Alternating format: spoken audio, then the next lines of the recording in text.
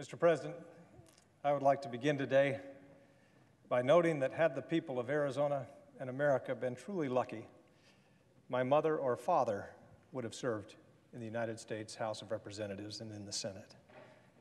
Everything I know about what matters most in life, I learned first at their dinner table. But for many reasons, they were otherwise preoccupied raising and feeding 11 children, working the land, running cattle to keep the F-bar business going, serving their church and community daily, and in too many other ways to count. My parents were too meaningfully occupied in life to detour to something that can be so frivolous as politics. So you got their son instead. And I rise today to say that it has been the honor of my life to represent my home, Arizona, in the United States Senate, and before that, in the House of Representatives. That is, it has been my honor in life after being Dean and Narita's son, Cheryl's husband, and Ryan, Alexis, Austin, Tanner, and Dallin's father. Through 18 years in Washington, our kids grew up thinking it was normal to have their faces plastered on campaign signs along the roadside whenever campaigns rolled along. They were dragged to countless fundraisers and campaign events. They were used to having their dad join them, sort of, with a choreographed wave on C-SPAN at dinner time. They spent summers in Washington catching fireflies and voting with their dad on the House floor. They served as interns and congressional pages. Much of it they enjoyed, some of it they endured, but through all of it, they were not just good sports, but were extraordinarily understanding and supportive. And Cheryl, well, Cheryl is a rock upon which our family is built. Her strength, equanimity, endless patience and love, her good humor, even when congressional life was not always funny, and her belief when disbelief would have been perfectly reasonable. These are but a few of the long list of things that leave me simply awestruck by my wife. I think all of us who presume to hold these positions owe someone who loves us a debt that we can never, ever repay. But if they cannot be repaid, they can at least be properly recognized. Cheryl, that girl I met on a beach so long ago, our wonderful children, my brothers, my sisters, my extended family. You know, John McCain often joked that the only way I ever got elected to anything was my hundreds of siblings and cousins. Well, the truth hurts, I reckon. Senator McCain just may have been onto something there. It was my honor to serve with him, as it has been my honor to serve with Senator Kyle. Today, I'm filled with gratitude. Gratitude for the privilege of loving and being loved by those people I mentioned, and of serving the state and the country that I love so well. Grateful beyond measure, and luckier than I deserve to be. So I leave here grateful and optimistic. I will always treasure the friendships that began here, and the kindnesses shown to me and my family by all of you, my colleagues. And I'll forever cherish the work of our country that we were able to do together. From the bottom of my heart, I thank you all. As I stand here today, I am optimistic about the future, but my optimism is due more to the country that my parents gave to me than is due to the present condition of our civic life. We are, of course, testing the institution of American liberty in ways that none of us ever imagined we would, and in ways that we probably never should again. My colleagues, to say that our politics is not healthy is somewhat of an understatement.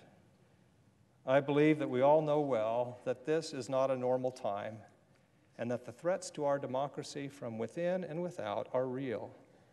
And none of us can say with confidence how the situation that we now find ourselves in will turn out. Over the past 2 years, I've spoken a great deal on the subject from this chamber. There will be time enough later to return to it in other settings. But in the time I have here today, And with your indulgence, I would instead like to speak somewhat more personally. As the authoritarian impulse reasserts itself globally, and global commitment to democracy seems now to be on somewhat shaky ground, I've been thinking a lot recently about the American commitment to democracy, where it comes from, and how, if the circumstances were right, it might slip away. This got me thinking about when I was a much younger man, when I had the privilege of witnessing the birth of a new democracy in Africa. When I was about half the age I am now, and for my church mission, I went to South Africa and Zimbabwe. I fell in love with the people in these countries. When Cheryl and I were drawn back to Southern Africa a few years later for a job, we were in Windhoek, Namibia, in February of 1990, when at the very moment that much of the world enslaved by totalitarianism was throwing off its shackles, and the free world that the United States had led since World War II was growing exponentially. The Soviet Union was in a glorious freefall, shedding republics seemingly by the day, and Eastern Europe was squinting out into the light of liberation for the first time in 40 years. Free markets and free minds were sweeping the world. Freedom was breaking out in the Southern Hemisphere as well. The country where I was sitting just that very morning was itself only days old.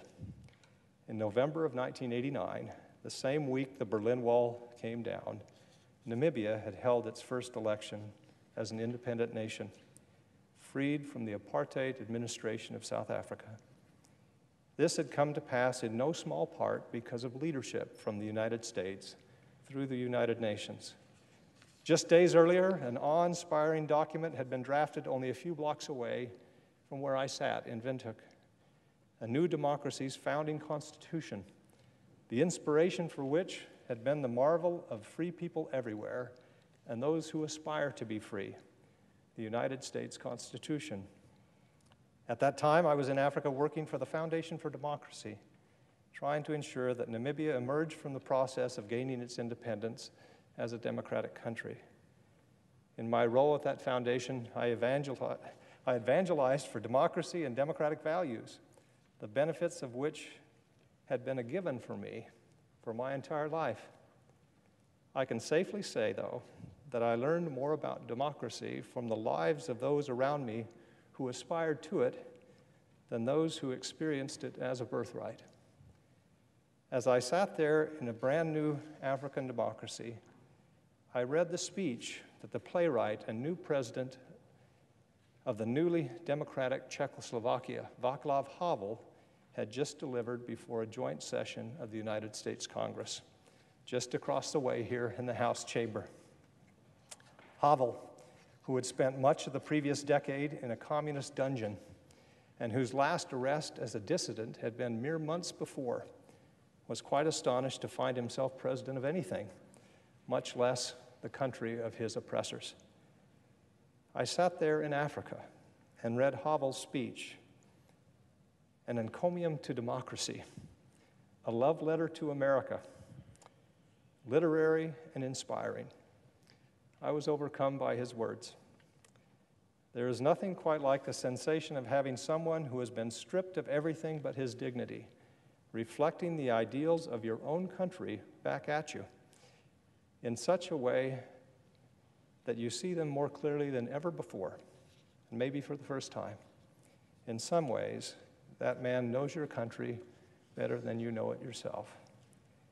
I can only imagine how surreal it must have felt for Havel as he stood before the entire Congress, the president, his cabinet, diplomatic corps, joint chiefs of staff assembled before him in the House chamber of our Capitol building, with the vice president and speaker of the House behind him, all standing in a sustained ovation, a deep respect from the oldest democracy in the world to the newest, whose leader had been a political prisoner just a season earlier.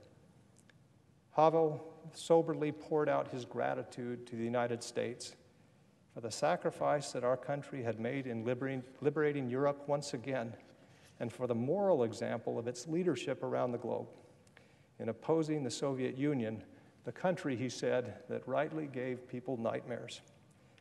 Havel's odd appreciation for the values that too many of us might take for granted brought home to me, an American in my mid-20s sitting there in Africa, the power of the American example to the whole world, and the humbling responsibilities that come with that power. It is no exaggeration to say that Havel's disquisition on democracy before Congress that day in 1990 was a turning point in my civic education. Havel similarly called out to the whole world from Washington on that day in 1990 with grace and without rancor, but for one mistaken prophecy that to me now reads as tragic, especially in the context of the here and now.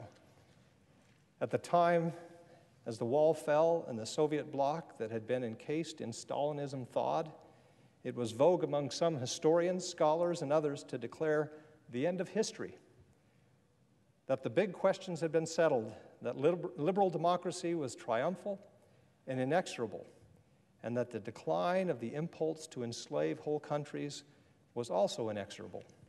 Freedom had won, it was said, and forever.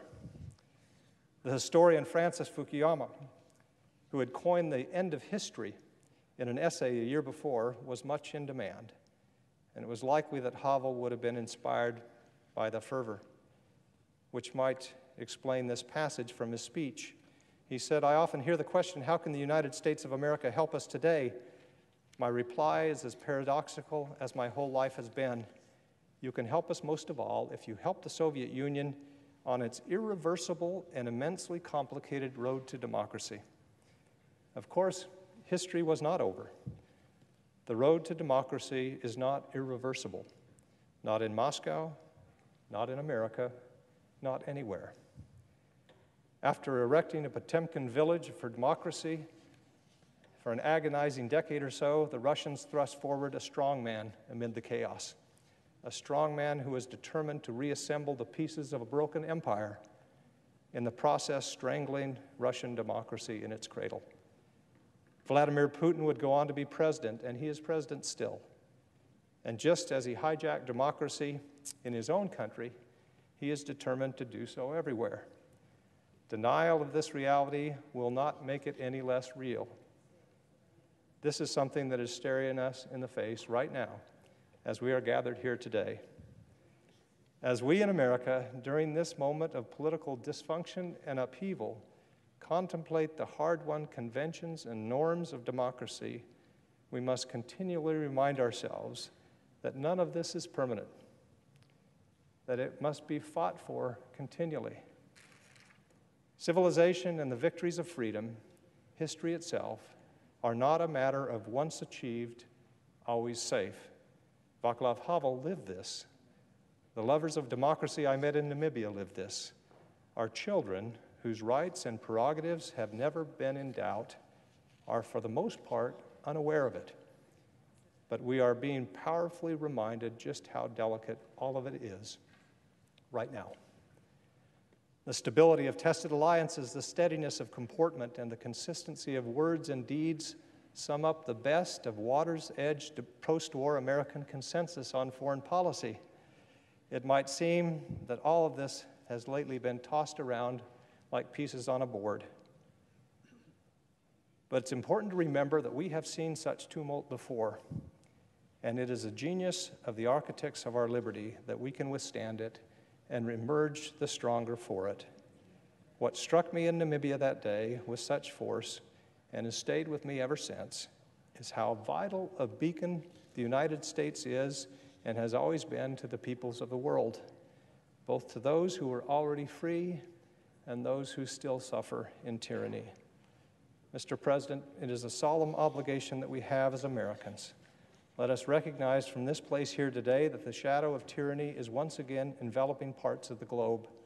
And let us recognize, as authoritarianism reasserts itself in country after country, that we are by no means immune. I stand here today recognizing that I have had the good fortune during my time in the Senate to have been surrounded by supremely smart and dedicated staff. some of whom have worked for me for my entire 18 years in Washington.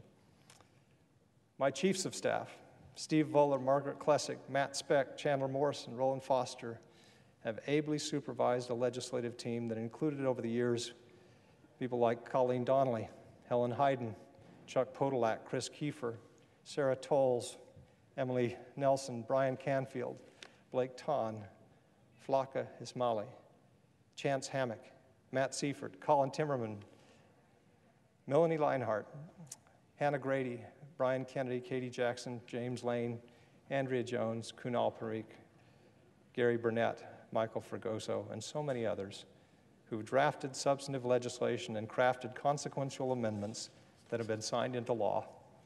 My schedulers, office manager, and press shop have been asked to explain a lot over the years, including my penchant for marooning myself on deserted islands, sometimes with people like Senator Martin Heinrich, or forced to explain why I'd been chased by elephants in Mozambique with Senator Chris Coons.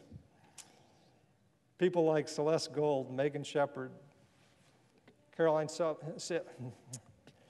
Seeley, and Megan Runyon, Christine Chukri, Michael Christfili, Jacob McKeon and Jason Samuels, Bronwyn Lance, Liz Jones, Dan Mintz, Krista Winward, Jonathan Feltz, Elizabeth Berry, and many more. They have kept me largely out of controversy, if not out of elevators, during my entire time in office. Dedicated caseworkers in my state offices have helped countless Arizonans with matters of immigration to veterans issues to Social Security. I am frequently stopped, as I'm sure many of my colleagues are, in airports and grocery stores, and thanked for the good work done by my staff. Thank you to Buchanan Davis, Mary Baumbach, Julie Katzel, Melissa Martin, Mike Nelson, Jeremy Thompson, Michael Vargas, Chris Stoller, Bob Brubaker, Blake Farnsworth, Chelsea Lett, Elizabeth Bustamante Lopez, and so many others for such dedicated constituent work over the years. To all who have served in my office, I will miss your wise counsel, but most of all, your friendship. Thank you. I would also like to say a word of thanks to the institutional officers that serve the Senate so ably, the clerks, the parliamentarians, the floor staff, the pages, the Sergeant at Arms and his employees, and the Capitol Police, who keep us safe here in the Capitol and at times on distant baseball fields. I quite literally owe my life to them. Thank you. Mr. President, as I give this last speech from the chamber, I cannot help but look to my maiden speech I gave here just 6 years ago. In it, I talked about how 12 newly elected Senate freshmen in 2012 were invited to the National Archives and taken to the legislative vault, where we viewed the original signed copy of the first bill ever enacted by Congress, as well as other landmark pieces of legislation and memorabilia. Oaths of allegiance signed by Revolutionary War soldiers, witnessed by General Washington, documents and artifacts related to the Civil War, segregation, women's suffrage, and the civil rights movement were also on hand. I noted that it was an affirmation to me of the tumultuous seas through which our ship of state has sailed for more than 200 years, with many brilliant and inspired individuals at the helm, along with personalities ranging from mediocre to malevolent. But our system of government has survived them all. I also noted then, and I will echo today, that serious challenges lie ahead, but by any honest reckoning of our history and our prospects, we will note that we have confronted and survived more daunting challenges than we now face. Ours is a durable, resilient system of government, designed to withstand the foibles of those who sometimes occupy these halls, including yours truly. So I start a new chapter in the coming weeks. I am grateful, most of all, for the privilege of having served with all of you here. It is my sincere hope that those in this body will always remember the words of Lincoln, who said, "We shall nobly save or meanly lose the last best hope of earth. The way forward, he said, is, quote, plain, peaceful, generous, just, a way which, if followed, the world will forever applaud and God will forever bless. I yield the floor.